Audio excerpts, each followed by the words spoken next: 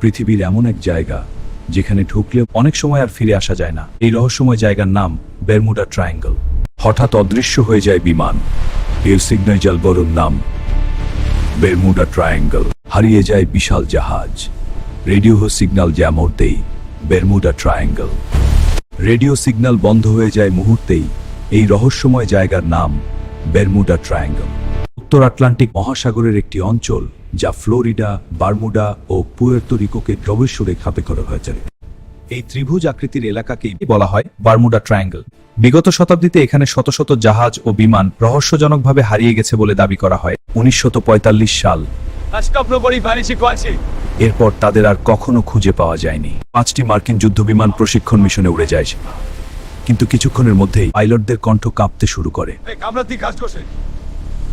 তাদের আর কখনো খুঁজে পাওয়া যায়নি।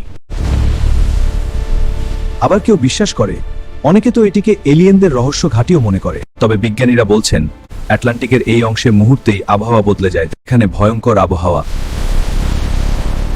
আটলান্টিকের এই অংশে মুহূর্তেই আবহাওয়া বদলে যায়।